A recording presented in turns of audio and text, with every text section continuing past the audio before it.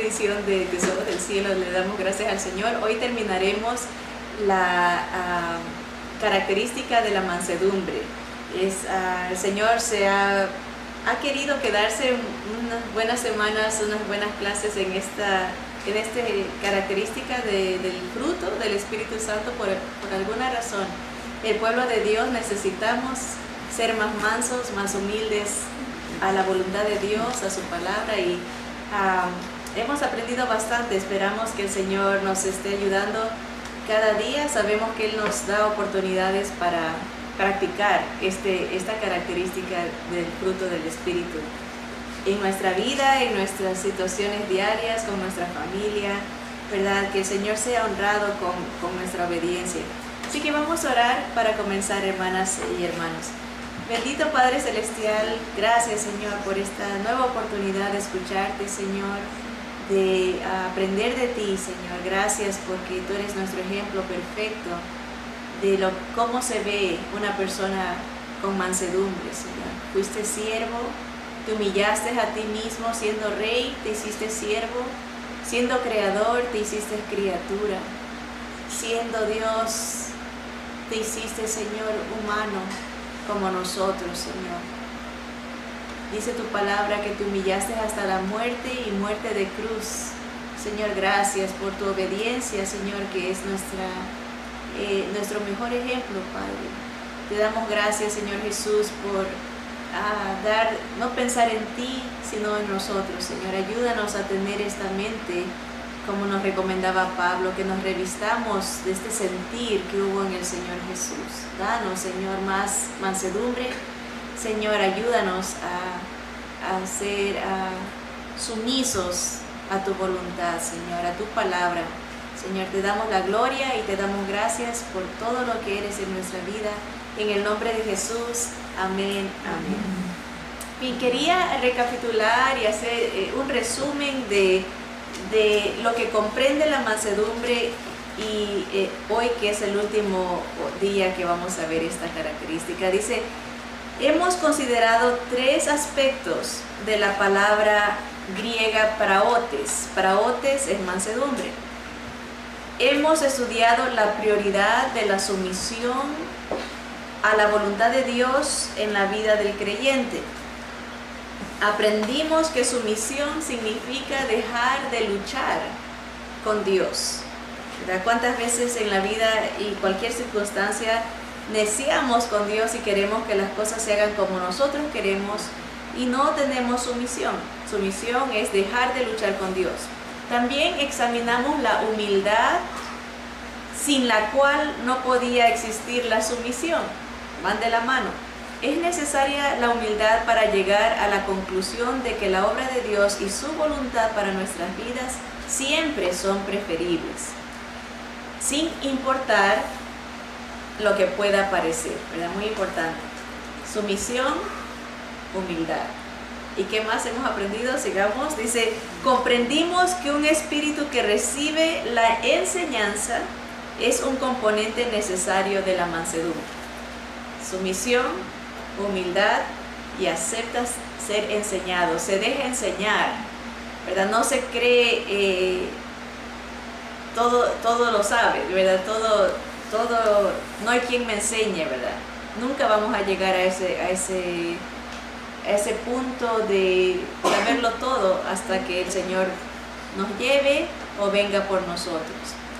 Hoy vamos a ver la última y vital aplicación de la praotes, de la mansedumbre en la enseñanza.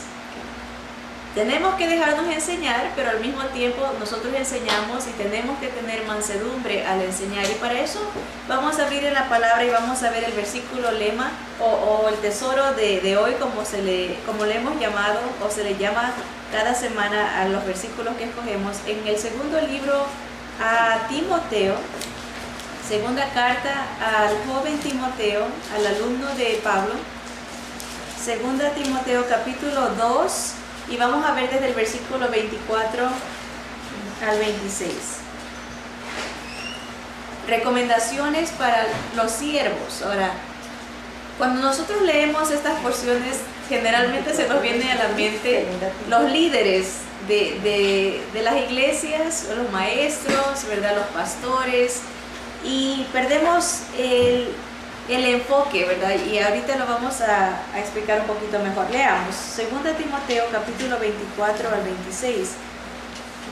Dice: porque el siervo del Señor no debe ser contencioso, sino amable para con todos, apto para enseñar, sufrido, que con mansedumbre, ahí pueden marcar esa en la palabra, corrija a los que se oponen, por si quizá Dios les conceda que se arrepientan para conocer la verdad, escapen del lazo del diablo en que están cautivos a la voluntad de Él.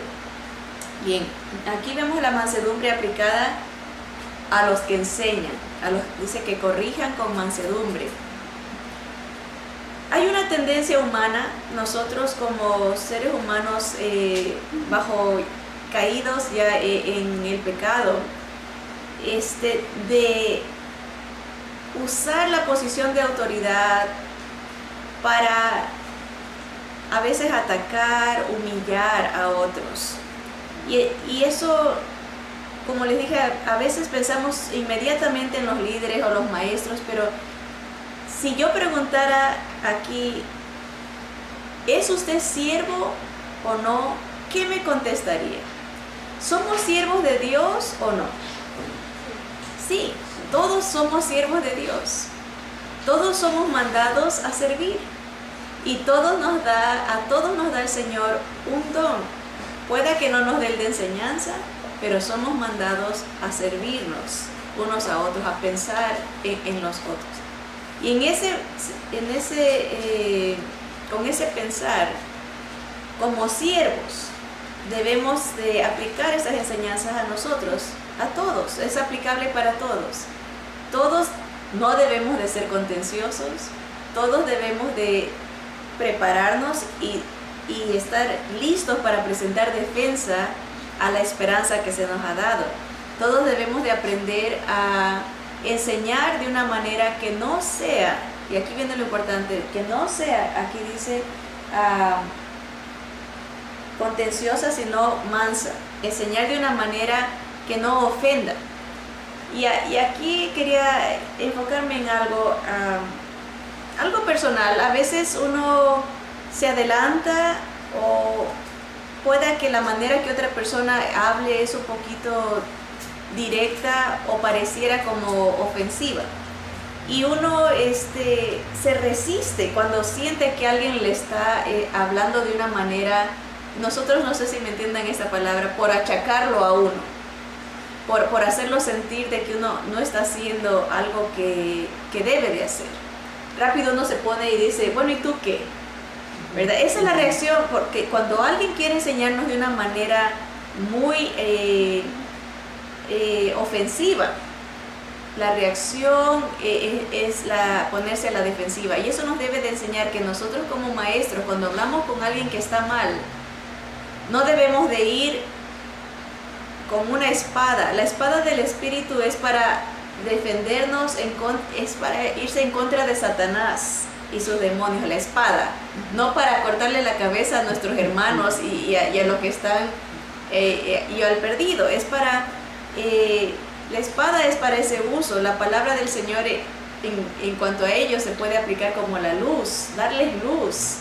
La palabra a veces se compara con un martillo. El martillo está para darle en la cabeza al enemigo, ¿verdad? Pero no para que el Señor tiene que martillar los corazones de la gente, ¿verdad? Y Él nos da la palabra, dice, con gracia, a darla con dulzura, en el sentido de ser tinoso, cómo llega al que no conoce al Señor, cómo llega aún al que conoce al Señor.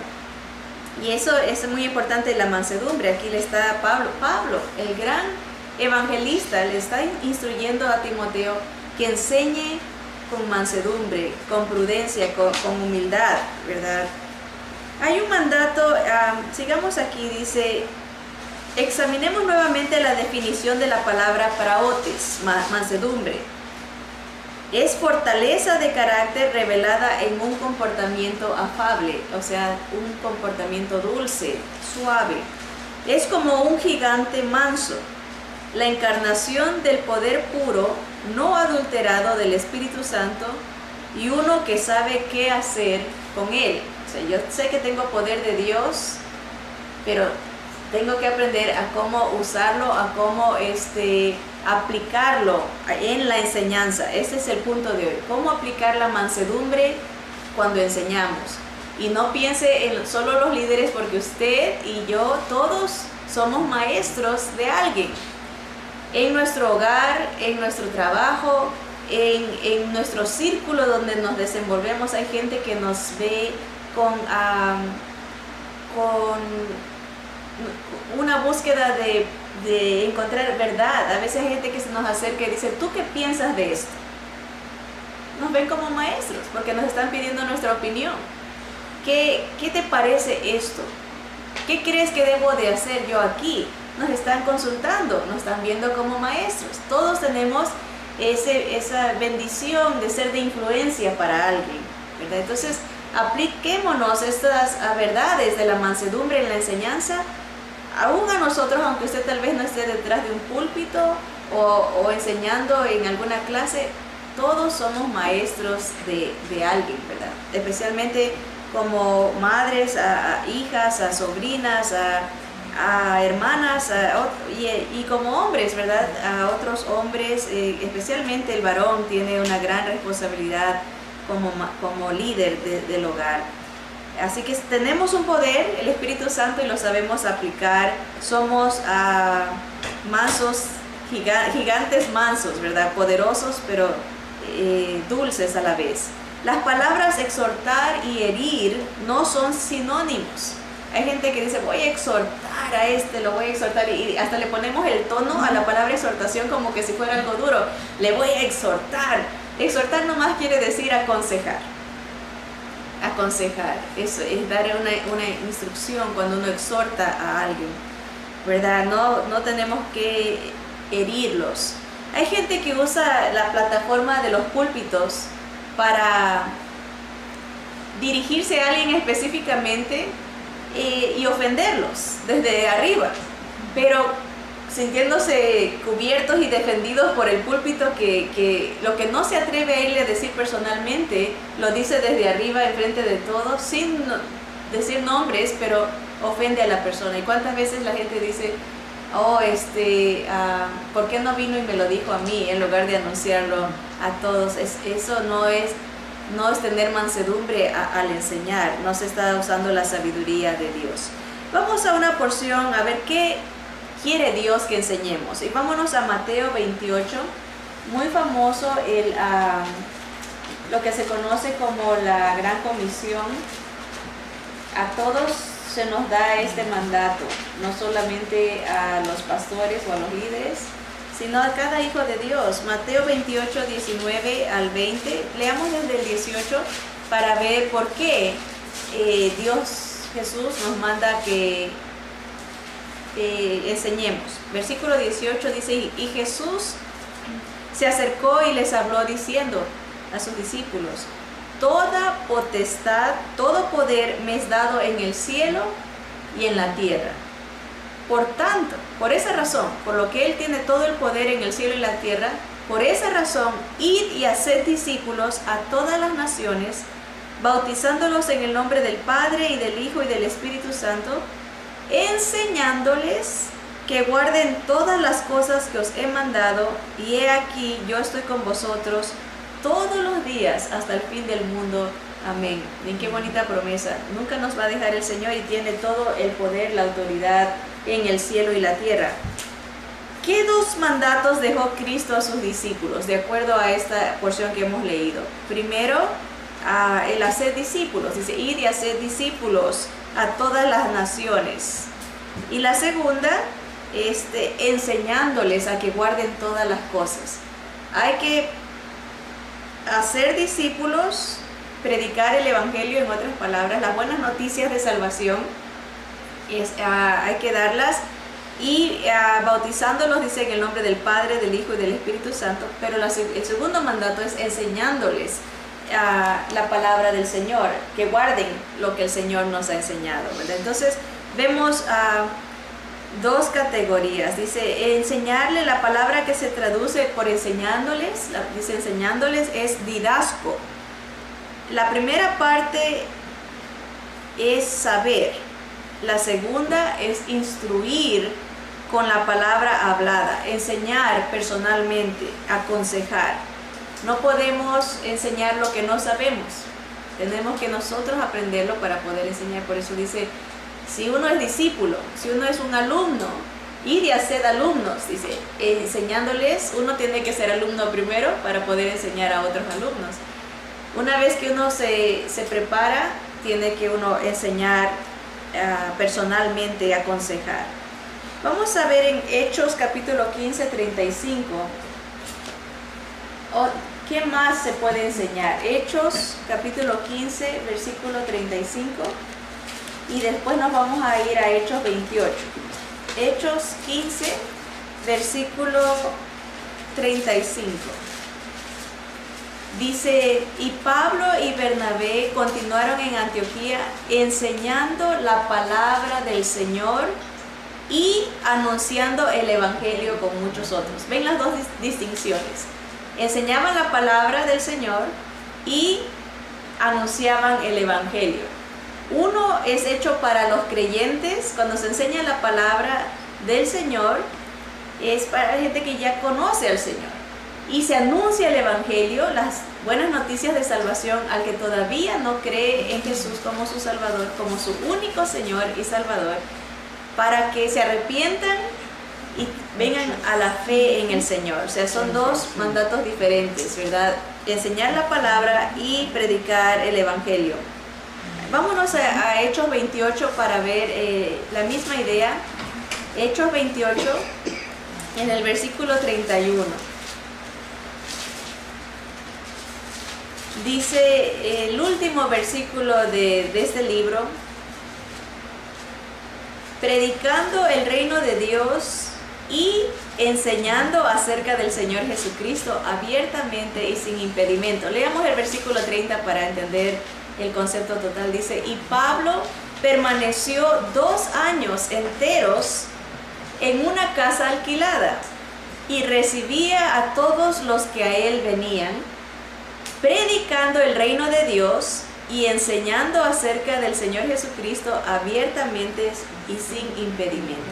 Dos cosas: el Evangelio, el reino de Dios se ha acercado, arrepentíos porque el reino de Dios se ha acercado. En Jesús se nos abre las puertas del cielo, ¿verdad? El Evangelio. Y dice también enseñando acerca del Señor Jesucristo, ¿verdad? Enseñando acerca de la palabra del Señor, que nos habla de Jesús. De Génesis a Apocalipsis, todo es Jesús. Jesús, Jesús, Jesús. Así que tenemos esa responsabilidad como maestros, de dar el Evangelio y de enseñar la palabra, hablar del reino de los cielos que se ha acercado en Jesús y enseñar de Él, ¿verdad? Pero con prudencia, con mansedumbre, ¿verdad? Es claro que el énfasis de predicar está para los perdidos y el énfasis de enseñar está en los salvos. Ambas actividades son necesidades absolutas en la iglesia. El cuerpo de Cristo, importante, necesita desesperadamente una enseñanza sana. ¿Verdad? Estamos viviendo, hermanos, tiempos peligrosos, se nos anunció. Tiempos de falsas doctrinas de demonios, ¿verdad? Y hay gente que cree que enseñar es exclusivo solo de ciertas personas. Acuérdense que dice que los demonios también enseñan, ¿verdad? Ellos enseñan doctrinas de demonios, tienen la habilidad de torcer las escrituras, cambian una idea para confundir, ¿verdad? Y nosotros debemos de equiparnos, ¿verdad? Siempre pienso ahorita que hay persecución, ¿verdad? Lo primero que el enemigo busca destruir es la palabra de Dios, quemarla, cambiarla, no hacerla accesible. Acuérdense, hubo un periodo en la historia de la humanidad que Satanás logró esconder la Biblia por 1000 años. En los tiempos de la Inquisición, del oscurantismo se conoce. Después salió la Biblia, pero en un idioma que nadie entendía, el latín. Ese es el logro de Satanás, tratar de que la luz del Evangelio, la luz de la palabra no brille, ¿verdad? Y nosotros debemos de prepararnos, memorizar la palabra. ¿Qué pasa si se nos quita? Dice, he guardado tus dichos en mi corazón, ¿verdad? En mi corazón he guardado tus dichos para no pecar contra ti. Tener la habilidad de recordar lo que el Señor nos ha enseñado, ¿verdad? Cuán importante es que profundicemos en nuestro conocimiento de la palabra para poderla enseñar con mansedumbre, ¿verdad? Para poder bendecir. Dice que toda la escritura es inspirada por Dios y útil. ¿Para qué? Para enseñar, para redarguir, para corregir, para instruir en justicia, a fin de que el hombre de Dios sea perfecto, o sea, capacitado es la idea. No es perfección de que no se falle, sino que esté capacitado para toda buena obra. Eso es el propósito de la palabra. Así que leamos en Filipenses capítulo. En cuanto a lo que hace la palabra, también tenemos esta instrucción de parte de Pablo a los hermanos en Filipos. Les decía que la palabra del Señor abunde. Dice el versículo 9 en adelante, dice, esto pido en oración. Miren qué bonito que Pablo oraba eso por estos hermanos. Dice, pido en oración que vuestro amor abunde aún más y más en ciencia y en todo conocimiento, para que aprobéis lo mejor, a fin de que seáis sinceros e irreprensibles para el día de Cristo, llenos de frutos de justicia que son por medio de Jesucristo, para gloria y alabanza de Dios. Ven, aumentar, subir en conocimiento, subir en ciencia, en la sabiduría de Dios, para que podamos aprobar lo que es mejor. Si no crecemos en conocimiento, no disfrutamos de lo mejor, las bendiciones de Dios, ¿verdad? Y también para presentarnos sin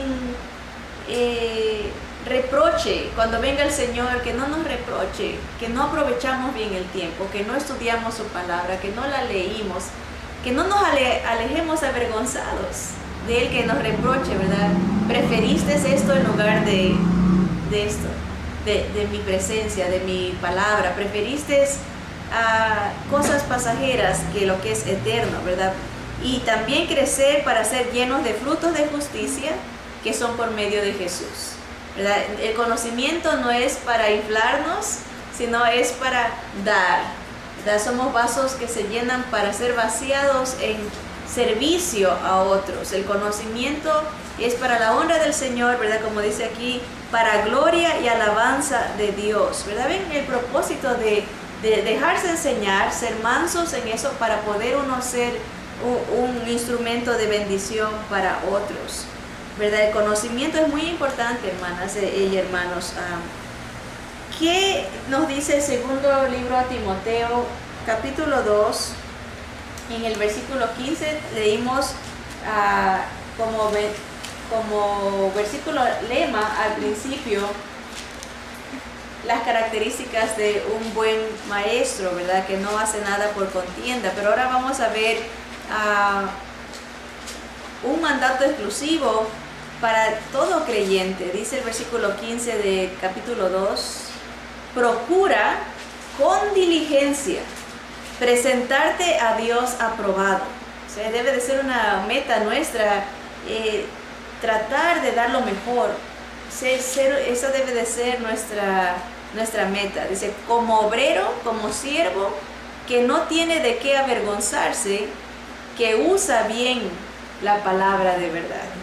Esa es nuestra meta, ¿verdad? Ser obreros aprobados, preparados, con conocimiento, que trazan bien la palabra del Señor, que saben usar el arma. Toda arma necesita saberse usar bien, ¿verdad? Si nos dan ahorita una pistola, una Magnum, no sé ni los números cómo le llaman, Magnum 28, ¿verdad? Hay que saber, tiene poder esa arma. Si yo no la sé usar, me puedo disparar yo misma o volarle la cabeza al que está cerca, ¿verdad? ¿Qué ha pasado? Gente que no sabe usar y causan gran desastre, ¿verdad? Cuando uno tiene un arma poderosa, imagínense que nos den acceso a donde están las computadoras de los cohetes o de las bombas nucleares.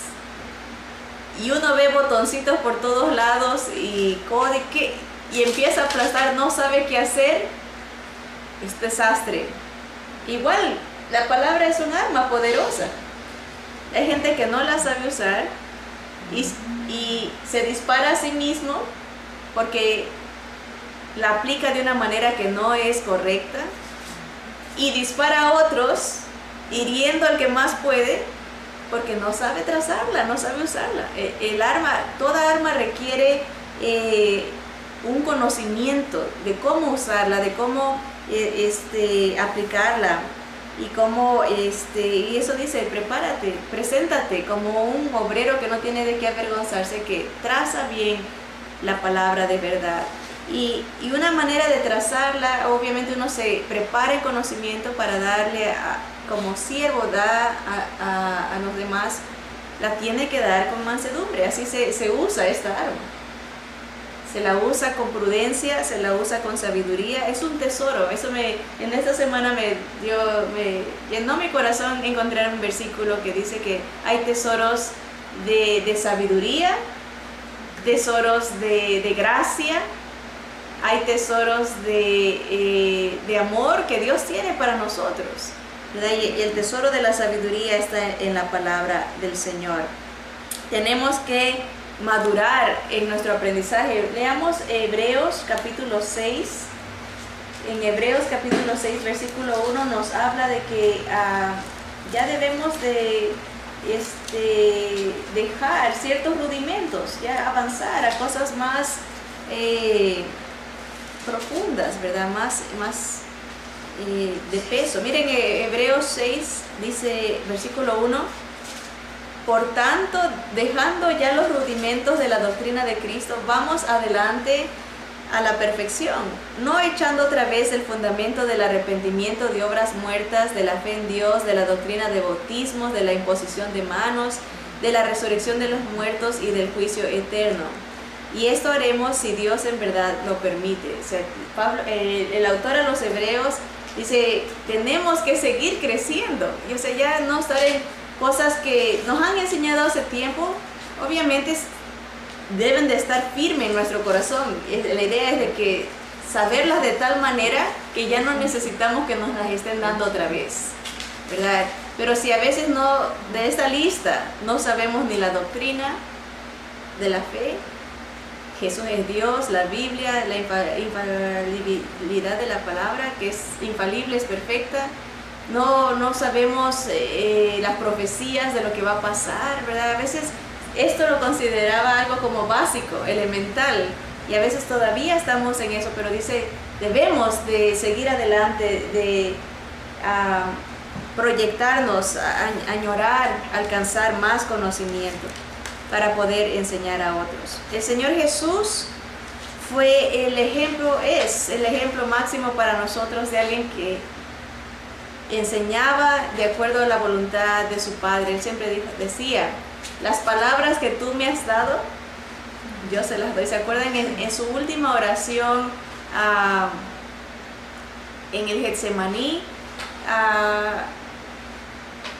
O antes de llegar allá con sus discípulos en la última cena, como se conoce, él hace una oración muy hermosa, ¿verdad? Que donde dice a sus discípulos, santifícalos en tu palabra es verdad, ¿verdad? Él en esa oración se dirige a su Padre y le dice, las palabras que tú me has dado, yo se las he dado a conocer. ¿Verdad? Él nos da ejemplo que nosotros no debemos de usar esa bendición que Dios nos da de ser maestros a otros para dar nuestra propia agenda, como se dice, dar nuestros propios deseos, sino la palabra que tú me has dado, esa las voy a dar. Eso es lo que hacía el Señor Jesús. En el libro de Juan 17 está esa oración, si la quieren leer después. Él hace mucho énfasis en haber dado la palabra de Dios, haber santificado. La palabra es la que limpia, la palabra es la que cambia, la palabra es la que salva, en el sentido de que nos dirige a Jesús. Acuérdense que decía Pablo, yo no me avergüenzo del Evangelio porque es poder de Dios para salvación al judío primeramente y también al griego, ¿verdad?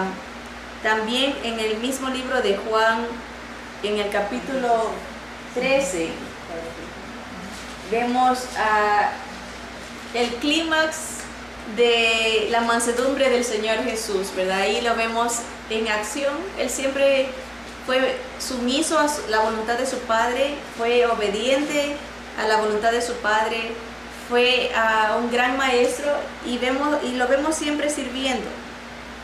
Miren en el capítulo 13 de Juan, en el versículo 13 en adelante dice, vosotros me llamáis maestro y Señor.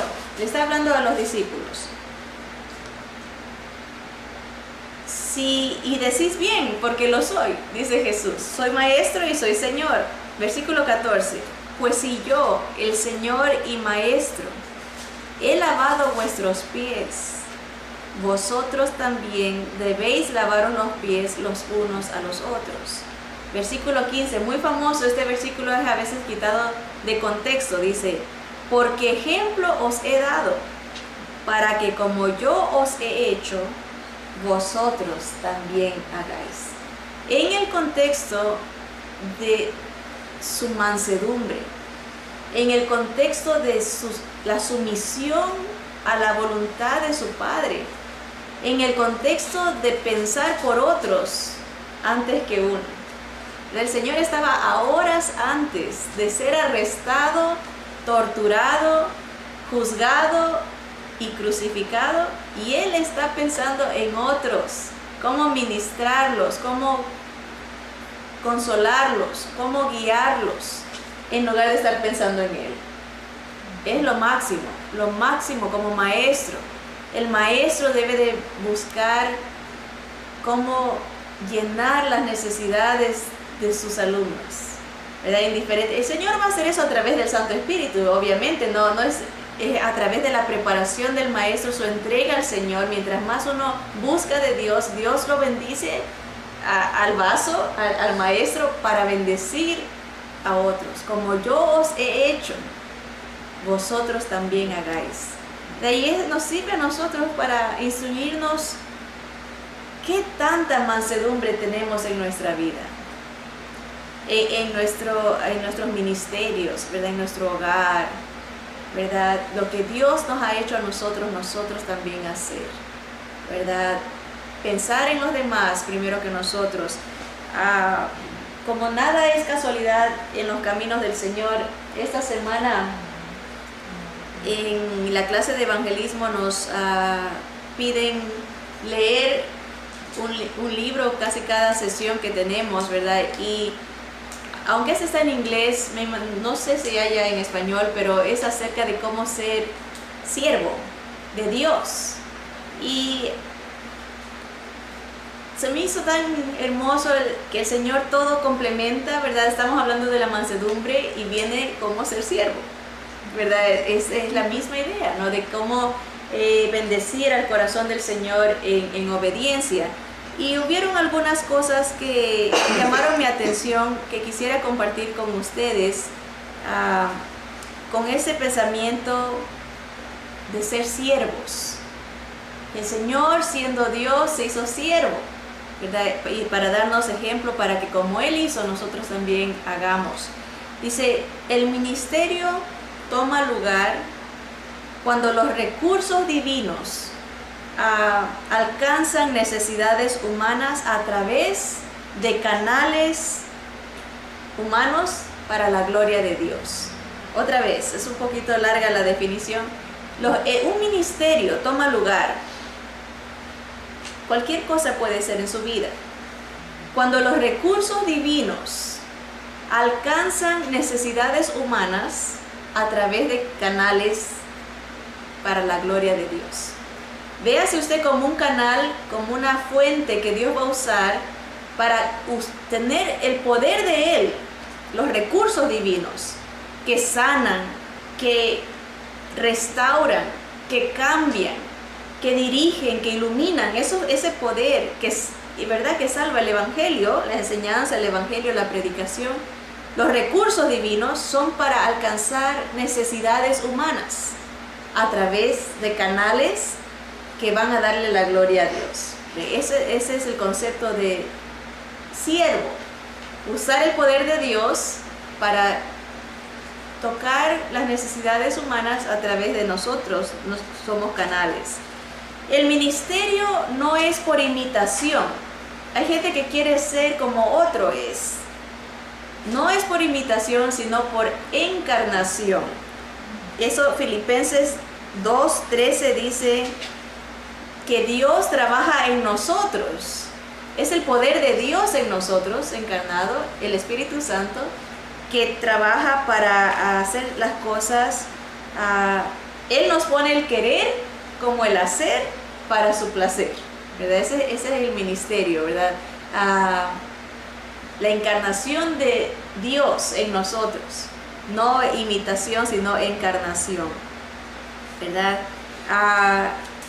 Otro detalle interesante, dice, nosotros debemos de aceptar que no somos distribuidores de las riquezas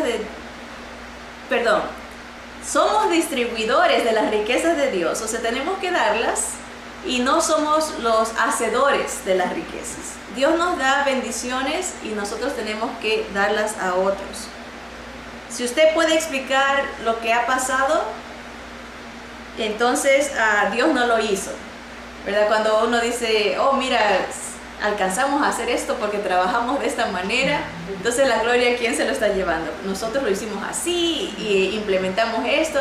Cuando uno puede explicar lo que se ha dado, quiere decir que Dios no lo hizo, lo hicimos nosotros. Cuando no se puede explicar, es que Dios lo hizo.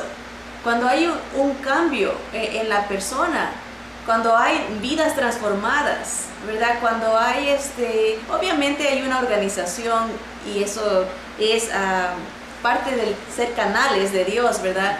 Pero en cuanto a lo espiritual, hablando de lo espiritual, si alguien dice, oh, esa persona es la que me ha hecho cambiar, no, es el poder de Dios a través de esa persona, son los recursos divinos siendo usados para la gloria de Dios. Esto es muy bonito, dice, en el ministerio somos canales y no reservorios, ¿verdad? No solamente es para que se quede y se quede y se quede, sino para que salga, ¿verdad? Para darle a Dios. Esto me llamó mucho la atención como maestros, todos en general. Si tenemos la idea, la mentalidad de que somos como una fábrica, como somos los que hacemos las cosas, vamos a depender de los recursos humanos, como por ejemplo la experiencia, el entrenamiento, el dinero, el talento y la educación. ¿Han notado eso? Que muchas veces queremos depender de eso y nos limitamos, decimos, yo no tengo experiencia, no puedo servir a Dios. No tengo dinero, no puedo servir a Dios. Hay gente que dice, no tengo talento, no puedo servir a Dios, porque está pensando de manera humana, pero hay que usar los recursos divinos, el poder de Dios. Dios nos ha llamado a ser como Él hizo, ¿verdad? A dar con mansedumbre, servir a otros, ¿verdad? ¿En qué área puede ser? En muchas áreas. No podemos limitar a Dios. Dios sabrá cómo nos quiera usar, en cosas que obviamente va a usar, cosas que Él nos impulsa, nos anima, nos da gusto servirlo, ¿verdad? A veces nos llama en áreas donde tal vez no nos dé mucho gusto, pero también ahí nos va a estar enseñando, nos va a sacar adelante, ¿verdad? Es la idea. Otra cosa más, por la gracia de Dios eso es importante, es la gracia de Dios. No es el entrenamiento, la experiencia que uno tenga, ni el dinero, las fuentes humanas, sino es la gracia de Dios la que permitió que Pablo hiciera las cosas que hizo y que Pablo fuera como él fue. Dios lo cambió, ¿verdad? Y nos puede cambiar a nosotros también. En el ministerio, para enseñar, nosotros somos llamados a vivir para otros, ¿verdad? Los fariseos usaban su autoridad, usaban a la gente para subir en autoridad, veían para construirse una reputación. En cambio, el servicio construye al otro, lo sube a los otros, ¿verdad? Los bendice, ¿verdad? Los verdaderos siervos de Dios se van a entregar aún sin beneficio personal, sin que haya algún beneficio. Puede que haya o pueda que no. A veces Dios provee a través de los que están siendo beneficiados, a veces provee de otra manera, pero uno como un verdadero siervo va a bendecir y va a dar y va a construir, va a edificar para los otros, va a edificar la vida de los otros sin estar viendo qué beneficios, cómo edifica su propia autoridad o edifica su vida. En el servicio cristiano, un espíritu sensible y un corazón tierno son absolutamente necesarios. Cuando uno va a enseñar, tiene que ser sensitivo, ¿verdad? A tener un espíritu sensible al que está enseñando, no caerle como a veces llamamos a los hermanos que son bien duros, hacha y machete, ¿verdad? Hacha y machete, por todos lados van corte y corte, ¿verdad?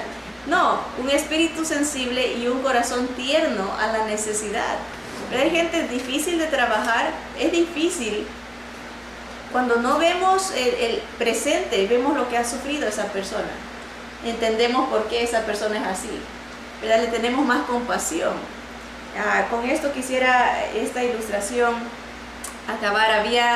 Todos tenemos, y yo creo que nos enfrentamos a veces a hermanos difíciles o hermanos que no por nuestra personalidad tal vez no encajamos tanto con ellos, ¿verdad? Había una hermana en el ministerio de evangelismo que en su personalidad es muy diferente a mí. Es muy acelerada, ¿verdad? Le gusta hablar mucho y escandalosa, ¿verdad? Ella hace bulla y todo. Y en el ministerio de evangelismo nos asignan grupos pequeños. Y cuando yo apenas la conocí, porque la vimos y pensé, el Señor sabe, por eso lo digo, porque eso fue lo que pensé. Ojalá no me toque esa hermana en mi grupo. Porque dije, a lo mejor va a ser difícil controlar, va a querer ella tomar control del grupo y me va a distraer a los alumnos. Esa era mi idea. Pero como a él le gusta el sentido del humor, siempre que yo pienso, no quiero esto, el Señor me lo va a dar. Y para mi sorpresa van separando al azar, ¿no? Uno nunca sabe a quién le va a tocar. Que me toca la hermana que yo decía que no. Bueno, estaba bien, ¿verdad? Cada vez que contribuía, yo dirigía la conversación y todo iba bien. Hasta un día, después de 8 semanas, nos tocó dar nuestro testimonio personal en el grupito que teníamos. Esa era la costumbre. A la semana 8 cada cual preparaba su testimonio. En 3 minutos tenía que decir lo que Dios había hecho en su vida. Cuando esa hermana dio su testimonio, yo me tuve que humillar delante de Dios y reconocer que uno no debe de juzgar a la gente por las apariencias. Ella testificó cómo había sufrido en su niñez abuso, había sufrido traición dentro de su familia, ¿verdad? Abuso físico. Con lágrimas daba el testimonio de cómo eso le había hecho a ella de una manera que siempre buscaba la atención porque había sido rechazada toda su vida, ¿verdad? Cómo ella había sufrido y cómo Jesús había llenado su corazón de gozo y alegría, algo que el mundo nunca le había dado. Como ella explicó en 3 minutos por qué su personalidad, por qué ella era así, buscaba amor de otros porque nunca lo había tenido. Y nos convertimos en mejores amigas. Y yo le dije a ella, le confesé, le dije, ¿sabes? Porque ella después tuvo un problema similar, y aquí viene la enseñanza con mansedumbre. Ella se encontró con una hermana difícil para su personalidad congeniar. Y me estaba compartiendo, tengo problemas, no sé cómo lidiar con eso. Le dije, ¿quieres que te diga una cosa? Yo tuve problemas contigo. Le dije, y Dios me enseñó que cuando uno ve la necesidad del otro, se abre la visión a servir a esa persona con un corazón de amor. Porque entendemos lo que ha sufrido, lo que ha pasado, ¿verdad? Y ella, nos abrazamos y me dijo, ok, voy a aplicarlo también a esta otra hermana. Y igual, hubo una enseñanza de parte del Señor. Y a veces a lo que voy es lo siguiente. El ministerio de enseñanza, que todos lo tenemos, debe de ser hecho con un corazón sensible a la necesidad del otro y un espíritu sensible y un corazón tierno para lo que el otro está pasando. No pensando en uno, sino pensando, eso es lo que hizo el Señor. No pensó en Él, lavó los pies de sus discípulos en un momento donde Él necesitaba más atención, ánimo, fortaleza, oración. Él necesitaba todo lo que nosotros queremos que nos den. Y Él, en lugar de recibirlo, lo dio. ¿Verdad? Es el máximo ejemplo, la máxima expresión de mansedumbre. Es mi oración, hermanas, que aprendamos a aplicar lo que el Señor hizo en nuestra vida diaria, ¿verdad? Cuando hablamos con otros, cómo nos dirigimos a ellos, que no sientan la espada de la crítica, de la acusación, sino que reciban el gozo que tenemos en el Señor, el amor que cubre multitud de pecados, el amor que todo lo aguanta, todo lo sufre, todo lo puede, todo lo cree. El amor de Dios nunca deja de ser, ¿verdad? Y todo va de la mano. Todas estas características del Espíritu son para la gloria del Señor.